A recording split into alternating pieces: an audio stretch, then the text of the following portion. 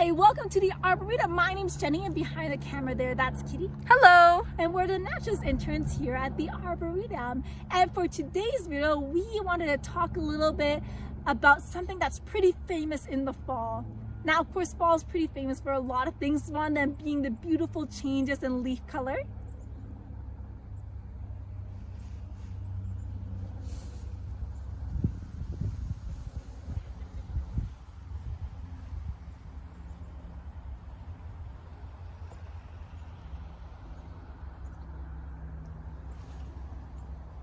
Another would actually be this plant right beside me right now.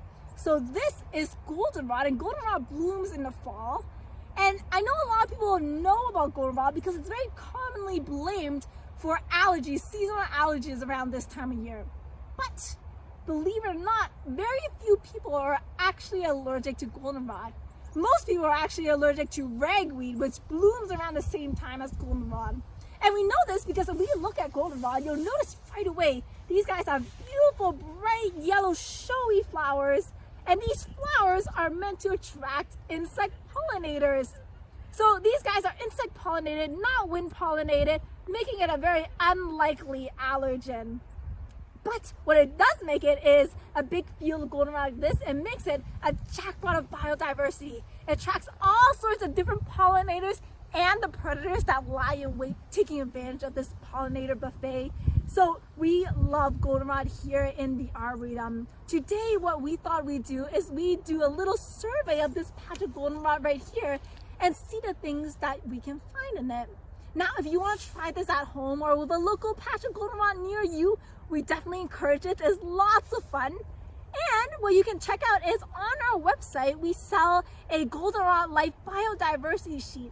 So it is a quick reference sheet. It has pictures, labeled pictures of all different common things you might find in goldenrod, and you can take that out with you into the field, help you ID some of the things you might see. And for doing the actual survey itself, there's a couple of different strategies that you can go with.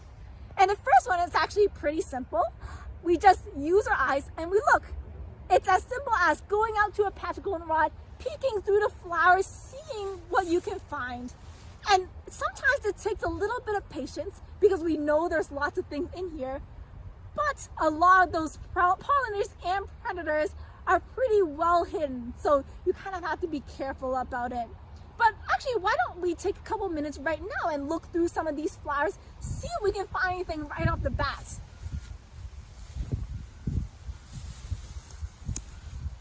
And yell if you guys see anything.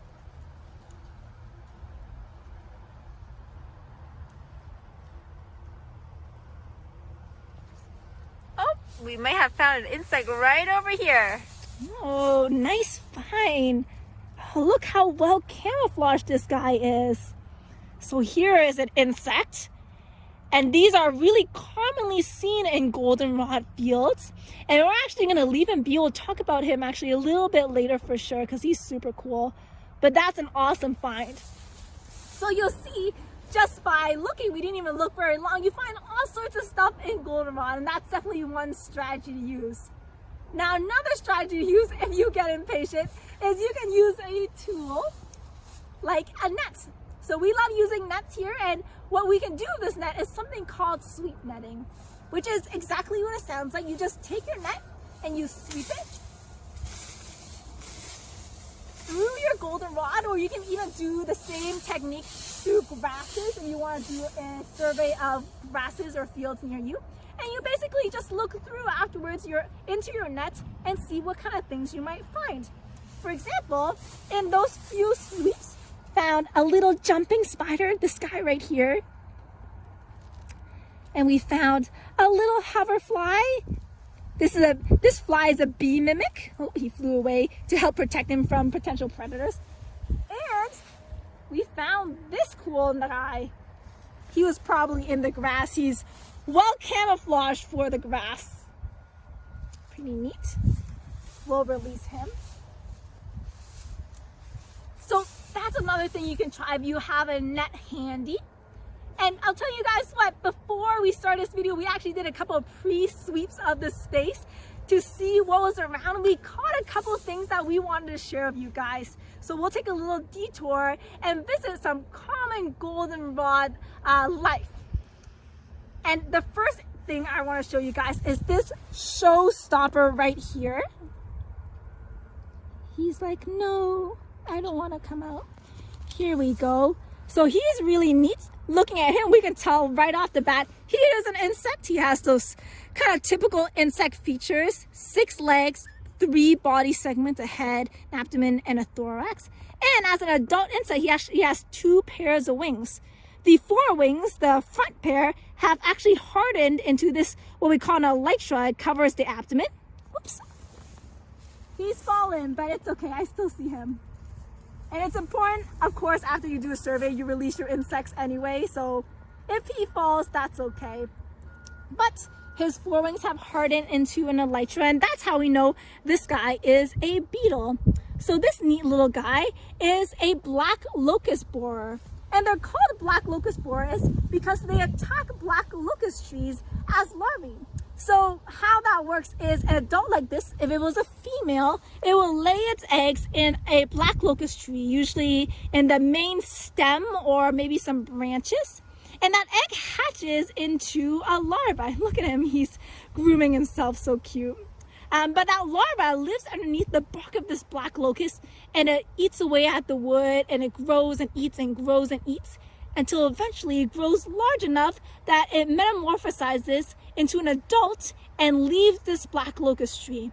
And as an adult, these black locust borers are very commonly found in goldenrod because these guys, as an adult, feed exclusively not on black locust, but on goldenrod pollen and nectar.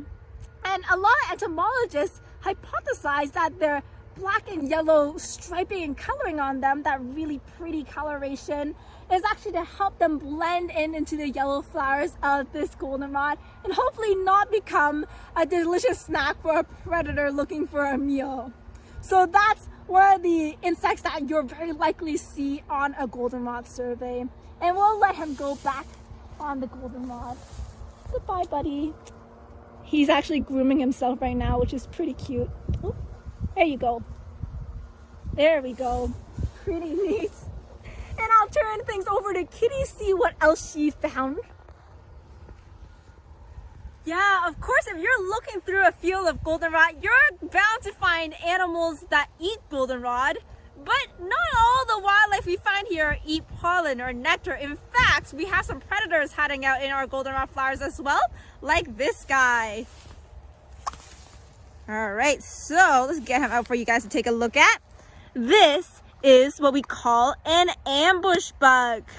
Now, this is another insect. You can see it has 6 legs, just like the beetle we looked at earlier. It also has a head, thorax, and abdomen, so 3 body parts like all insects do. But these guys don't eat pollen and nectar, but instead they are predators. Like their name suggests, they have lots of coloration to help them blend into the yellow goldenrod flowers, and they like to just sit there and wait. And they'll wait and wait and wait until the perfect prey comes along, and then they're gonna jump out and grab them for lunch. So you can see on his front legs, his very first pair of legs, they're actually a little bit thickened. That's what we call raptorial forelegs. These legs are made for grabbing. He'll grab his insect prey with those legs to munch on down. And of course, these guys are not a beetle. These guys are actually part of the insect order Hemiptera, which includes the true bug. So he's what we consider a true bug. And he has a long, sucky, straw-like mouth part. So with this mouth part, he's actually going to shove it into his insect prey. He's going to stab his insect prey with his long, straw-like mouth. And then he's going to release chemicals and enzymes into his prey to liquefy the inside into a big old soup.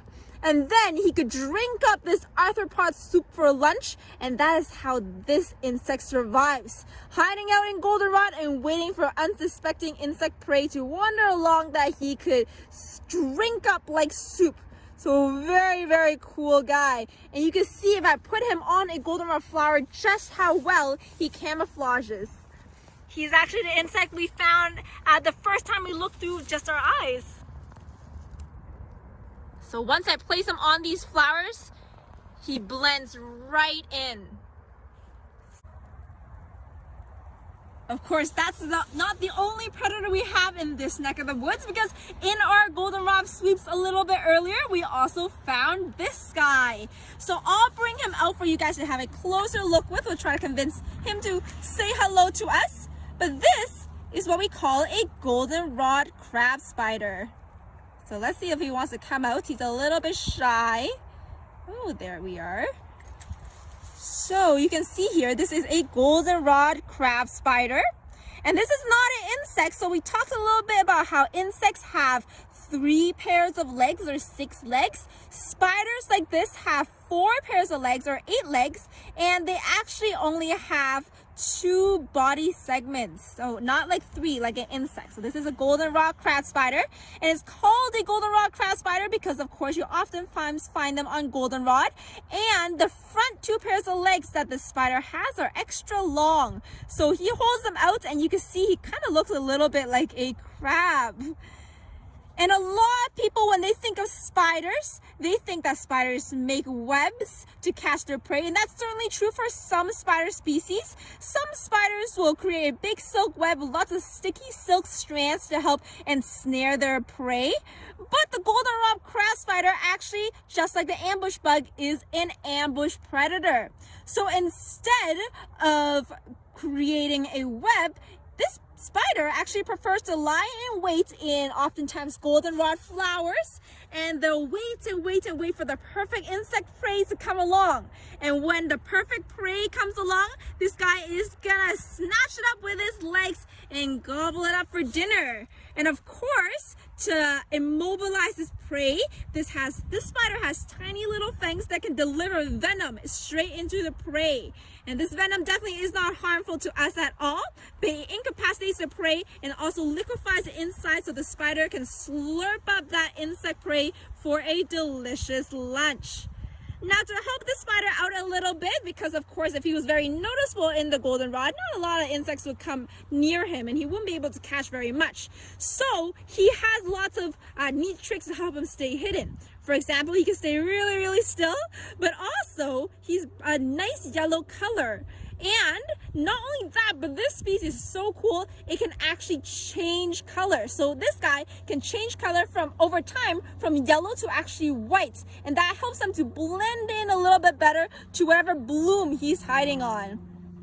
So a really, really neat little guy to find, another predator right here in the goldenrod. So we're actually gonna let him go right here in this goldenrod as well, so he can find maybe a delicious meal for tonight's dinner. There you go. Good job, little buddy. And that is just a tiny snapshot of all the goldenrod life we have here. So next time you're out on a walk in the Arboretum or maybe in your own neighborhood, take a look at these bright yellow flowers and see what you can find, because you're bound to find something really, really cool. So thanks for joining us today, and hopefully we'll see you next week.